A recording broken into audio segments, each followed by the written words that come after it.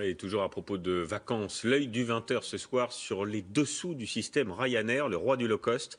On parlait il y a quelques jours, vous le savez, des contrats à la carte chez Air France proposés par la direction. Eh bien, chez Ryanair, vous allez voir que les méthodes sont tout autres. Contrats, heures de travail, le groupe flirte parfois avec la légalité.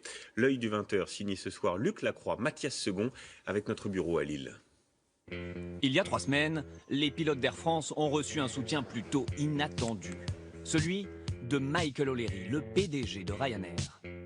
Le défi pour les pilotes d'Air France, et j'éprouve de la sympathie d'ailleurs pour eux, c'est qu'ils travaillent pour une compagnie menacée par ses concurrents. De la sympathie pour les pilotes de son concurrent, mais au fait, comment Michael O'Leary gère-t-il ses propres pilotes? À l'économie, vous allez le voir. Chez Ryanair, il y a un système qui permet de faire d'importantes économies sur les frais de personnel et notamment sur les pilotes. C'est ce qu'a découvert le sénateur Éric Bocquet. Selon lui, plus de la moitié des pilotes Ryanair ne sont pas directement salariés par la compagnie et certains ont un statut très spécial. En fait, ils sont auto-entrepreneurs, ils ont un statut d'auto-entrepreneur, ce qui signifie que ce n'est pas Ryanair qui paye des cotisations sociales, puisque c'est le salarié lui-même qui finance sa protection par le biais de cotisations. C'est le dumping social à l'échelle européenne. Faire voler des avions avec des auto-entrepreneurs, voilà comment. Un nouveau pilote qui veut travailler pour Ryanair doit monter une société de services dont il est le dirigeant. Celle-ci facture ses services à une société d'intérim qui les refacture ensuite à Ryanair. En Irlande, des dizaines de micro-sociétés ont ainsi été créées par des pilotes. Prenons un exemple, la société Fina Consulting Limited. À sa tête, un pilote français travaillant pour Ryanair. Nous avons tenté de le contacter et voilà sa réponse laconique.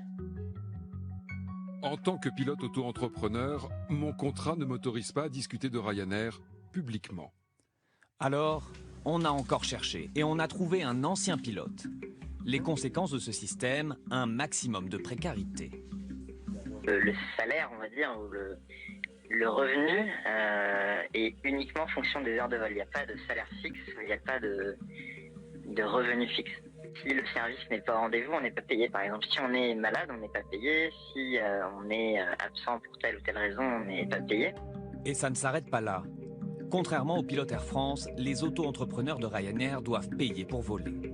La formation initiale pour prendre les commandes des avions de la compagnie, c'est 29 500 € selon ce document Ryanair. Et une fois recrutés, à chaque heure de vol, la compagnie leur facture 4,50 € pour leur formation continue cette fois-ci.